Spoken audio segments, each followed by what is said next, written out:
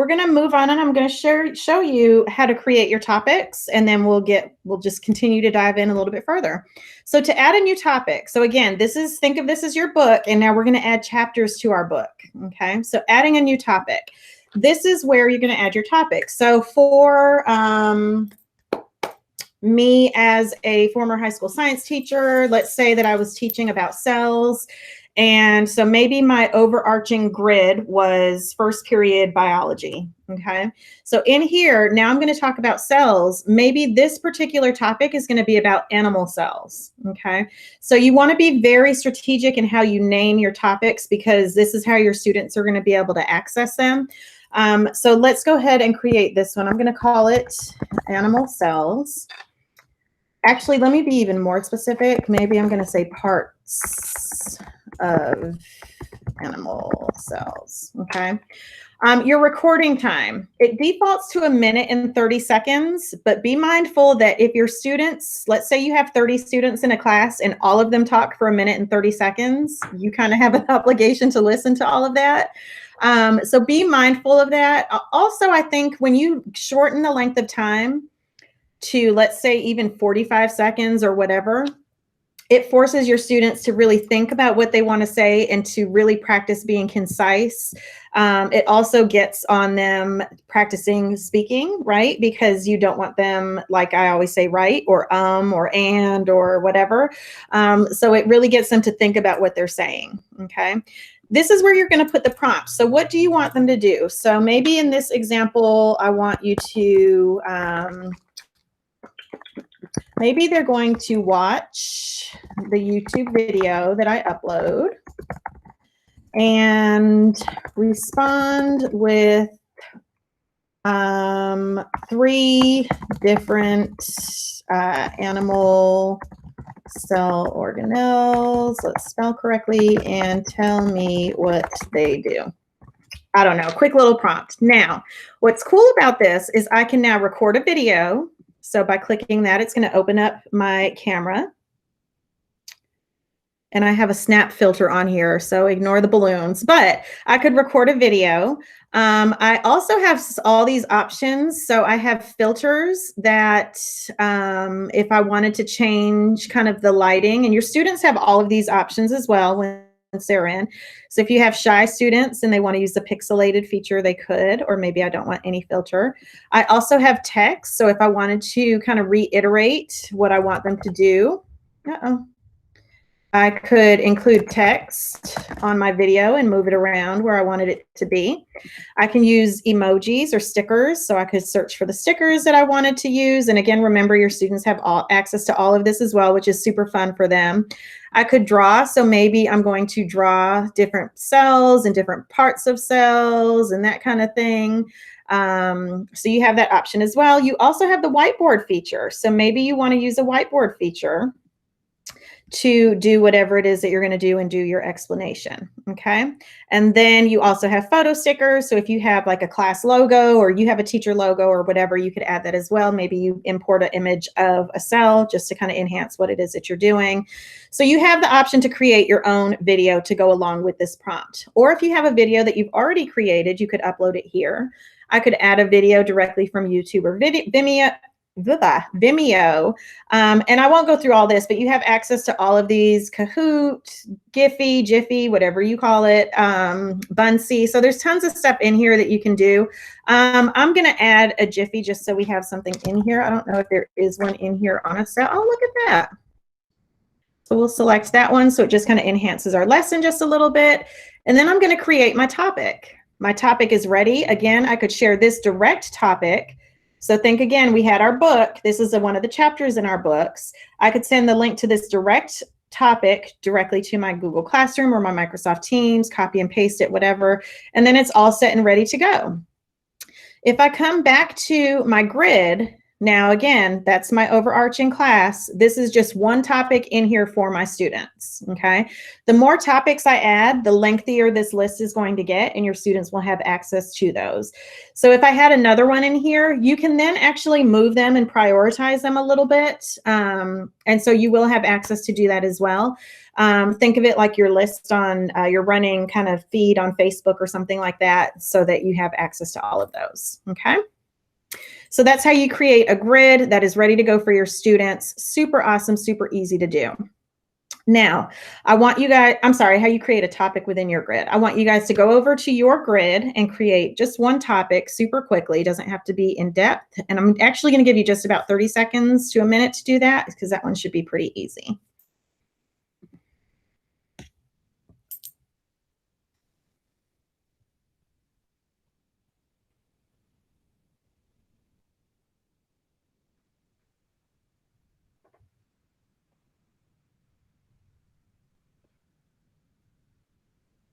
And once you create your topic, your first topic, if you'll give me a thumbs up or a good or something in the chat, we'll move it along.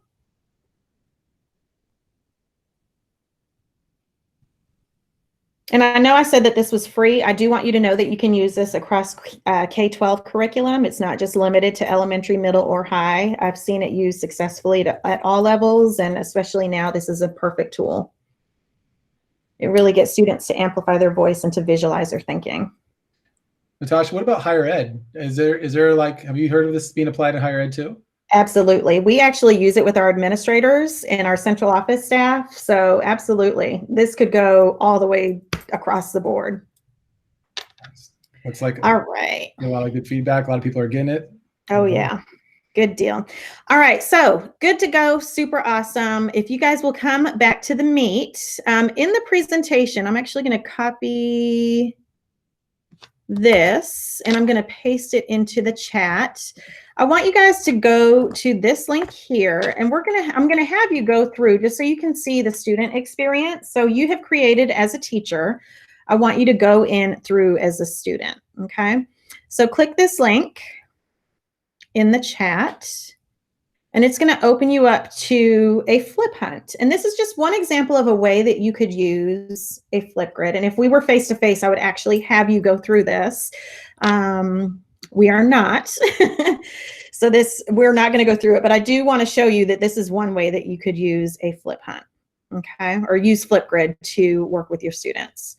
So this is one thing that you could do. So if you were face-to-face with your kids, or if I was face-to-face with you, I would have you guys go through this activity. This is a topic that I created within a grid. Find someone in the room who has either done the thing on the attached flip hunt, or you'll create it with them.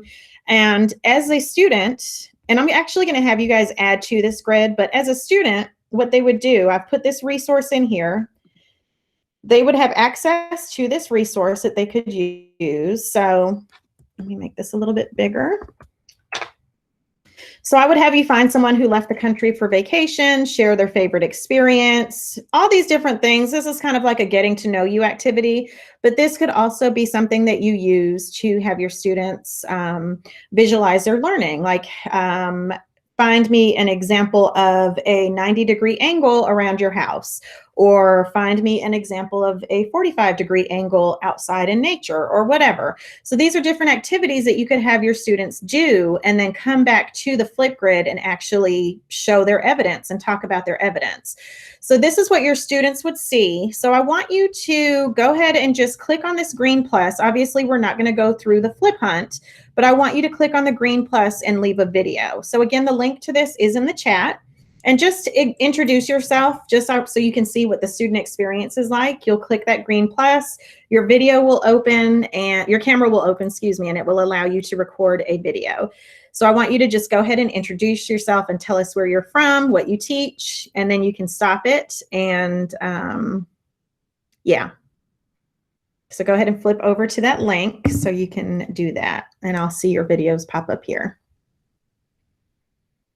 And a lot of you don't have your cameras on, so I'm wondering if it's because you don't, you're still in your quarantine outfits, let's say. And if you are, that's totally fine. We have the slides too for them for the recording too.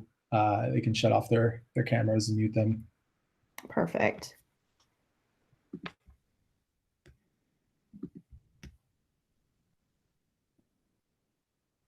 Oh, just your name, where you're from, and that's it. I just want you to see what the recording feature is like.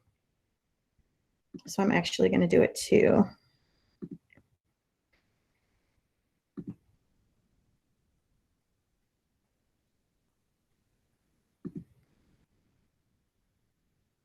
I need to turn off this snap feature. 3, 2, 1, countdown. Hey everyone, my name is Natasha Rachel. I'm super excited to be here with you.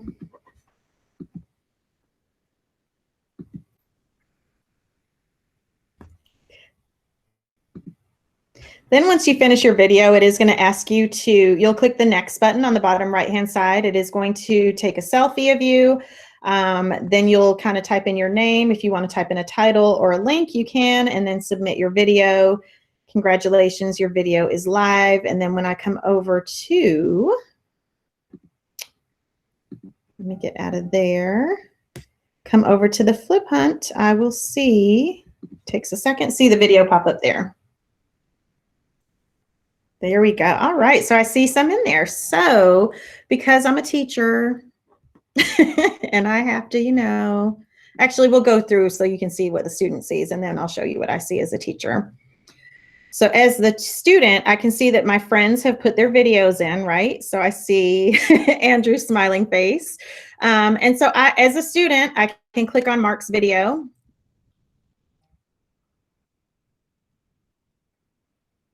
So I don't know if you could hear that. I know the audio was not working in the last thing. So I could see Mark's video here. I could give him a heart, like a like on Facebook or Twitter kind of thing. I could also reply. So by clicking the reply button, it would prompt me to log in and record a response to his video. So as your students are interacting with each other, let me come back, sorry, they can leave responses to each other, which is really cool because it gets that dialogue, look at Eric, that dialogue and that engagement going, which is really cool for your students, okay? So I could go ahead and play all of these videos, or they would play back to back to back. I could just simply scroll through. Oh, that's funny. Kristen was recording and then I started talking. So you can see how that works. Okay. Super easy to do. And again, the more that you get your students to engage, the better. Okay. So I can see those responses there, good to go. Another thing that's cool that you can do is play them randomly. So if I were to click random, they would just kind of play randomly. If you had like, let's say 100 different responses on here, they would randomly play, or you could play them in a slideshow. Now, as your students are using this, I do want to show you a couple things that are built in for your students that may need some additional features. I could open a search in here if I wanted to. Maybe I need to just search this grid for or this topic for a specific thing. I also have the ability to put it into dark mode. For some of our students, they need that. And so that's just another thing that they have access to.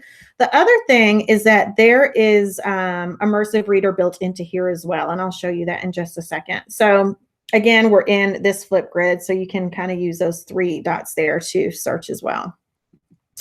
All right, so there we go. If I come here, this is where my immersive reader tool is built in. And if you're not familiar with Microsoft, they have built in these immersive reader tools into some of their products that are that just make it so easy for your students. So you may have students that need to see further spacing between their words for visual reasons. Also down here on the bottom, it will play the instructions for them, so you have access to that. I can click on text preferences and make those words bigger or smaller. I can increase the spacing, change the font. Again, for visual learners, some of your students may need access to different colors, so you have access to that. Another thing that's cool, if you're an English teacher, I could have this highlight all the nouns for me. I could also show labels, so it would show me that room is a noun.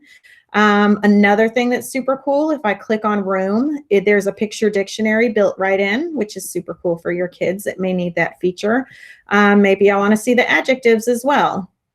And then reading preferences over here, maybe they need line focus. Again, that picture dictionary is built in.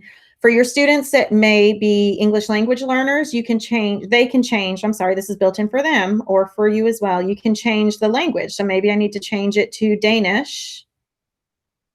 Change over. Okay, maybe Danish is not an option for us. Croatian, maybe? Maybe I should go with good old-fashioned Spanish.